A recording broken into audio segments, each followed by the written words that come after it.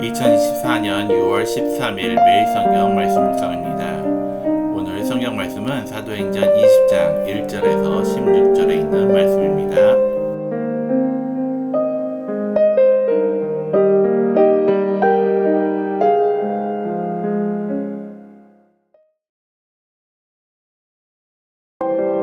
소요가 그침에 바울은 제자들을 불러 권한 후에 작별하고 떠나 마게도냐로 가니라.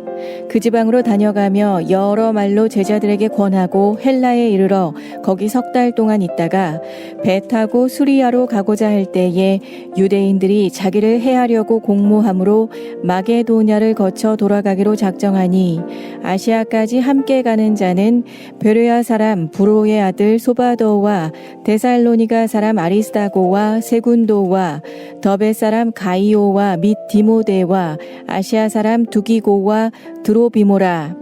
그들은 먼저 가서 드로아에서 우리를 기다리더라. 우리는 무교절 후에 빌립보에서 배로 떠나 닷새만에 드로아에 있는 그들에게 가서 7일을 머무니라.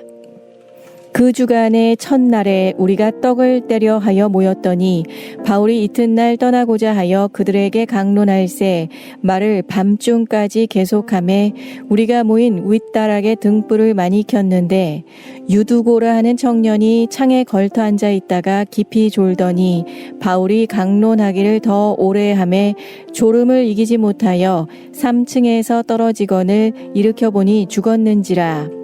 바울이 내려가서 그 위에 엎드려 그 몸을 안고 말하되 떠들지 말라 생명이 그에게 있다 하고 올라가 떡을 떼어 먹고 오랫동안 곧 날이 새기까지 이야기하고 떠나니라. 사람들이 살아난 청년을 데리고 가서 적지 않게 위로를 받았더라.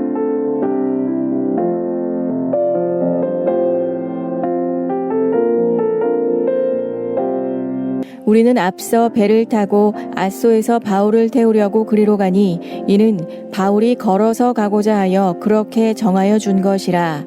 바울이 아소에서 우리를 만나니 우리가 배에 태우고 미둘레네로 가서 거기를 떠나 이튿날 기오 앞에 오고 그 이튿날 사모에 들르고 또 그 다음날 밀레도에 이르니라.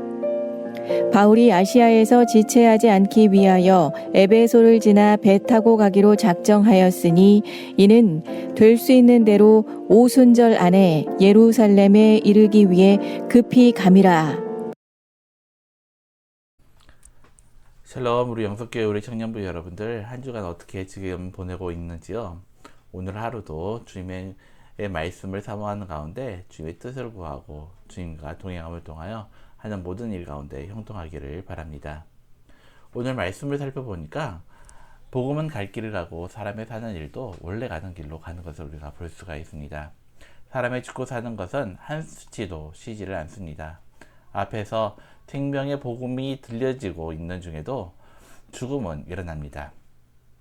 죄인이 가야 할 길을 조금도 움직일 수 없는 인간의 한계를 보게 합니다.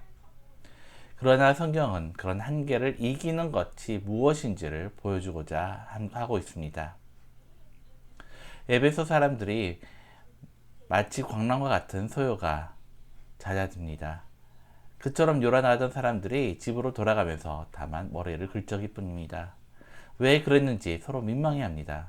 그러나 성령의 사람 바울은 이제 에베소를 떠날 때가 되었음을 지각합니다. 제자들을 불러 앞으로의 일을 당부하고 마게도냐로 방향을 잡습니다. 그곳에서 만나는 교회와 제자에게 저마다 힘들고 어려운 상황에서 믿음으로 이겨 승리하기를 권면합니다. 그리스에서 석 달 동안 머물다 수리아로 가고자 합니다. 그러나 그곳의 유대인들이 바울을 살해하고자 하는 음모가 있다는 첩보를 듣고 마게도냐를 거쳐 예루살렘으로 돌아갈 길을 잡습니다.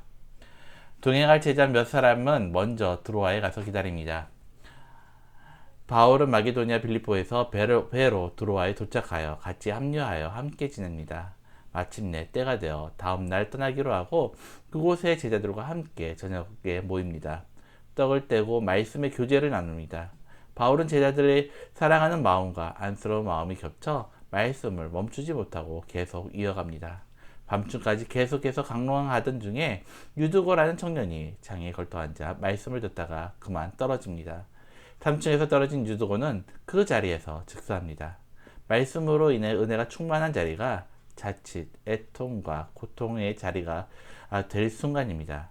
그때 바울이 내려가서 죽은 아이의 몸에 엎드려 안고서 떠들지 말라, 생명이 그에 있다 라고 말합니다.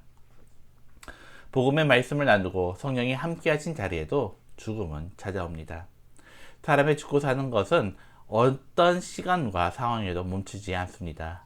복음의 말씀으로 가득 찬 3층 방에도 죽음의 그늘이 두려웠습니다. 노인, 청년, 나이 순서를 따지지 않고 순식간에 죽음이 엄습합니다. 바울과 전도자들이 나가 복음을 전하는 현장 모두가 같은 모습입니다. 즉 세상은 죽음에서 조금도 자유롭지 못합니다. 죄인들이 살아가는 세상에는 어디에나 저주와 죽음의 행렬이 줄비합니다. 이것이 세상을 살아가는 모든 인생의 숙명입니다. 그런데 성령님은 이런 숙명을 이기는 유일한 길을 바울을 통해 보여줍니다. 진정한 생명은 오직 복음 안에 있습니다. 복음의 주인공이신 예수 그리스도에게 있습니다. 언제 어디서든지 죽음도 전혀 이상할 것이 없는 우리 인생을 살리는 능력은 오직 예수께만 있습니다. 하나님의 아들이시며 십자가와 부활로 죄를 이기고 승리하신 예수님께만 죽음을 이기는 생명이 있습니다. 바울이 힘주어 전하던 예수 그리스도께 참된 생명이 있음을 드로아의 3층 집에 모인 제자들에게 보여주셨습니다. 그들이 나아가 생명의 복음을 전할 때 그들에게 보이는 담대함과 당당함을 생각해 보기를 바랍니다. 생명으로 오신 예수 그리스도를 전하는 것은 그들의 일이 아니라 즐거움이었을 것을 돌아보며 살아가기를 바랍니다. 성도의 능력은 복음을 확신하는 데 있습니다.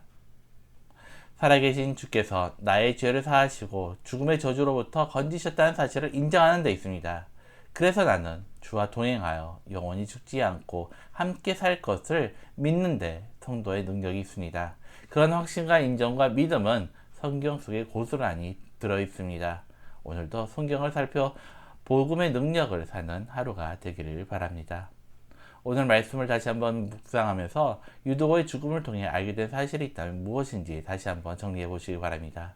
그리고 죽었던 유두고가 살아난 본문을 묵상하면서 나에게 주신 도전이 있다면 무엇인지 다시 한번 생각해 보는 하루가 되기를 바랍니다. 기도하겠습니다.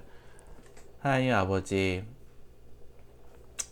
생명이 되신 주님의 그 복음이 있는 곳에 또한 죽음도 언제나 엄습할 수 있음을 우리가 말씀 통해서 함께 나눴습니다.